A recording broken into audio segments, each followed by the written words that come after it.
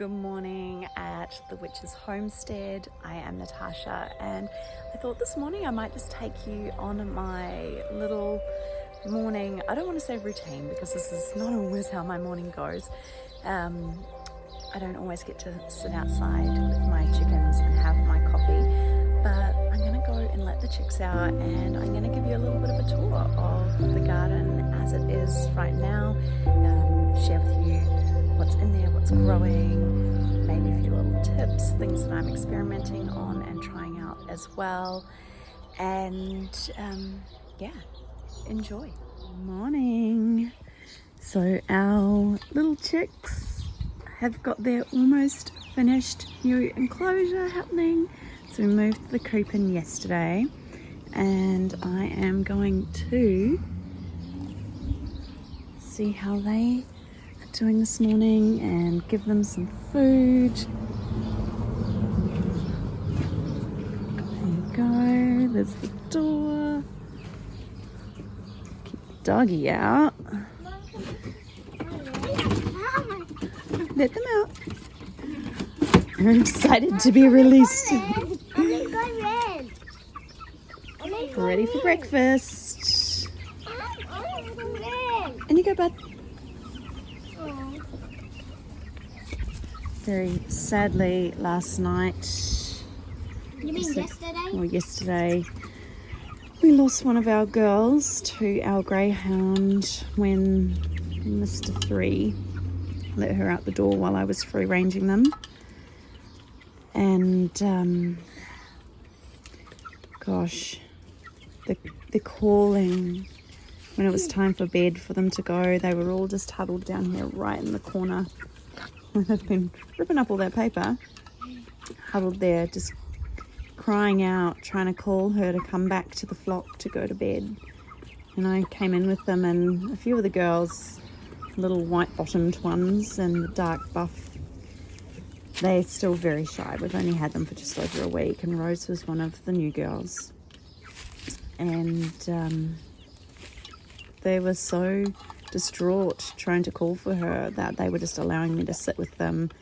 We had the blacks and little Ginger, one of the original reds, jumping all over me and perching on my shoulders, and it was a really sad moment to see how much they were trying to call for their friend to come back to the flock, and they didn't want to go to bed until they had her there, and I had to force them into the coop to go to sleep, make sure they're safe. So today we were so close to also putting them into this, and it just felt like such a failure on her, failed her. You know, it's really interesting how you become attached to these beautiful girls. But today we're going to get this final layer of wire up on the top of the coop so that it's got a full wire wall. Going to get a latch onto the gate, so I bought the wrong latch and I can't fit it on. And also going to get a roof on the top, so I'm going to wire the roof for now and just keep an eye out on Marketplace to get some clear light or galvanized roofing sheets that we can put up there just to give a little bit of weather protection over the coop. So obviously our coop's quite little, so I also want to over time gather up some more plywood and things like that and just make a bit of a back wall and roof, so it's almost like a coop within a coop. And also going to build some ladder perches and things like that for them to do while they're in there. And I'm considering raising this coop here up off the ground, so almost like putting it onto stilts or something like that, which would then also give them some space underneath, which gives, yeah, so they get more free ranging space within their enclosure by raising that up and giving them the ground underneath. So yeah, we'll see how we go. I'd love to hear any suggestions, but this is what it's looking like at the moment. If we come back a little, still quite a building site back here. You can see my carpet that I use to help smother soil, and I've decided my compost bin was way too big, so I've started cutting that down so I can make it smaller. So the compost pile's not really doing anything at the moment but staying dry. We've got a little tiny garden bed just here. I'm not sure what I'm going to put in that. It's kind of in a walkway space, but I thought I want to utilize as much as I can. So maybe some sugar snap peas and a little bit of a trainer will go into there, or I might end up transplanting my mint into that, so it kind of keeps it contained a little. And we've got my raised beds back here. The other day my son and I have planted our carrots, and I just need to lift this up and mist the dirt again so that these boards can hold in the moisture to help them germinate. In this bed I have planted lots of things like beetroot and parsnip, so mostly the root, the root vegetables are going in here. Planted a couple of iceberg lettuces as well. I'm still waiting on my capsicum seeds to become seedlings to be able to put them into the into the bags. But we have got zucchinis coming, which I'm so excited about. Everything's starting to root in and look healthier. So this was a seedling I transplanted, and you can just see where, it's actually established itself. There's sort of this little phase that things go through where they can look like they're just young and trying to take hold, and then all of a sudden they look like healthy plants. And it's, the same with these zucchinis. We've got another one just in there as well. I actually am noticing though that I've got so many zucchinis coming through, but no male flowers for the pollinating. So I am hoping that I will not lose these. I did find one old flower that I opened up, and I don't know if pollen goes bad or old, but I'd use that to fertilize or pollinate this one here and that one over there. These are my tomato seedlings that I grew from seed, and look how thick and strong and healthy their stems are. I am really excited about how thick the stems are. I've staked, and some I am going to actually make some of these wire cages for. So I made this just from some of my fencing materials. You're all right, buddy. Sit down. Oh, well, sit down then. Don't wander around. So this is my sweet potato, and that's just to help the leaves grow up, and then they can kind of spill over the top. It's just over there, buddy, without taking over the whole of the garden bed. But I'm gonna make some of these and see how the tomatoes go with those as well. So just, a couple of different staking options this time, see how they do. This is my swede down here. Homegrown swede is the most delicious thing, and I cannot wait. I've only got a couple in at the moment, and I think I've planted some more seeds around the place, but I wait for gaps, and once we see where there's gaps in beds, that's where we put more root vegetable seeds in. Got capsicum over here, looks like it's going to need a stake. Dog has probably run through and bent that a little at some stage. There is a red Russian kale, some more parsley. Got over here loads and loads of little kale that are coming through. I decided to do a densely planted spot, and I'll probably gently remove a few of them just to spread them out, but I wanted to do a densely planted spot just there and just see how they go being close to each other, because the more I can fit into spaces, the better. Looks like I might have lost my marigold over here to a dog probably running through the bed, because that's what my dogs love to do. That's why I have a fence to keep them out.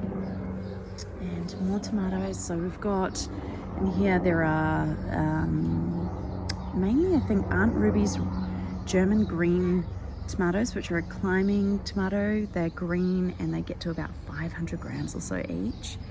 Some Rouge de Marmande, which are a large red tomato. Oh my god, the flowers, the first flowers on my tomatoes. Amazing. It's so exciting when you get to the stage and the tomatoes start to put out their flowers. Oh, you put a spoon in my coffee. Okay, buddy. And, and the chili has started to put out its little buds there. Right, it's like, here I go, I'm taking off for you. It's just amazing. All of these tomato plants I've grown from seed. So in here we've got black heirloom, I've got black cherry tomatoes in here as well, and I've also got a red cherry tomato in here too. So my daughter loves cherry tomatoes, one of my eldest daughter, so red ones and black ones for her. Yes buddy, it's okay. And of course chili. You know, whenever you're thinking about planting, I try to, as much as possible, mix up what's in my beds, although because it's, you know, my new garden, I'm getting used to my space, and I had so many tomato seedlings that I grew. I've put a lot of tomatoes in this bed, and I'm going to do a cage on this one. But what eats well on the plate is what grows well together. So when you've got tomatoes, plant basil around them, plant chilies, plant things that eat well on the plate with the tomatoes. And when you companion plant like that, they all start to support one another in terms of pest management and things, attracting the right pollinators. So I've got a capsicum there, and oh look, I've actually got little kale coming up just there as well. I didn't realize I even planted one there. I went around with packets of seeds and just put seeds in places. So I've got a open zucchini flower here, and unfortunately I have no male flowers to be able to pollinate it with. And if it's not pollinated, it is likely to die. Over here though, well, I have my spaghetti squash, and I am actually wondering, because zucchinis are in the squash family, wondering if I can take one of the flowers, one of the male flowers from here, and use that to pollinate with. So I might actually do that right now while I'm thinking about it, because that flower over there is so open. So all I'll do is I'm going to pull the petals off of this, and then I will use it to pollinate in there. So let's do that. I want to expose the pollen. Here it is. And I don't know. If it works, it works. If it doesn't, I've tried, and hopefully that will do the trick. I don't know if it will cause any issues with the zucchini, but if I don't try to pollinate it, it will probably not survive anyway, and let's just throw that down there to compost. So yeah, I can see there's all these little tiny black sort of bug things in there as well. I'm not sure what they are all about. They probably come for the sweetness in the flower, hopefully, and nothing to worry about when it comes to the actual zucchinis. Like you can see down there, there's a little zucchini that's looking a little bit yellow, and I might actually just remove that. And yeah, we'll compost that over there. But just because I can see there's also, you know, there's another one here that's looking nice and healthy. There's another little one there next to it. There's another one there. That one over there is looking a little bit yellow too. And I'm just thinking, while I don't have a lot of male flowers, maybe if I take off a couple of female flowers, that might help. So this is the view in the garden. Okay, buddy, this is how the garden's getting on at the moment. It needs a bit of a tidy up. Hey girls, we'll get you some more food soon. Needs a bit of a tidy up. Hey buddy. Oh, you're on camera. Oh, have you given yourself a little kick? It'll be all right. We'll put some lavender oil on it, okay? This was a completely bare space when I came, so I'll come over this way. This was literally just an overgrown grass area. Literally just grass, overgrown, quite lumpy and bumpy as well. So I've actually by putting in the beds made it look really nice and even. But we put down these no-dig beds along here. I've actually put some nasturtium seeds into here. I wasn't going to plant anything in that bed just yet, and just I've got a flower I've planted in there, I think a lobelia. But I've actually just planted some nasturtiums in there because chickens love nasturtiums. It's on the good herb list to give them.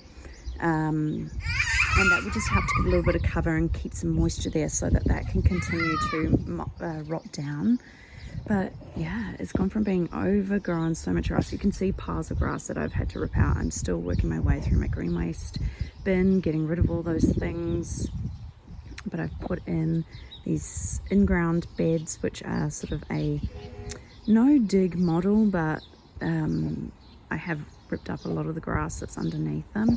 Put in a couple of raised beds and got the grow bags as well. And then now we've got our chicken coop, and once I finish the chicken coop I can finish the compost bin, and it's just going to be this really amazing food garden.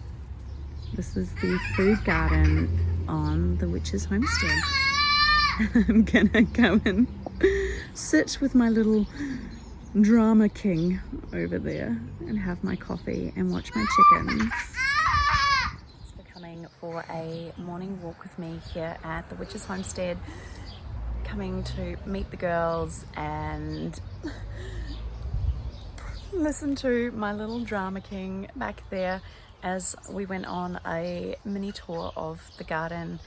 I absolutely adore this space, and this is my first year in Australia where I've had the opportunity to really root down into an amazing growing space and create a place where, you know, I can grow food, I can grow beautiful things, we can spend time, and we can do things that really fill us up and nourish us.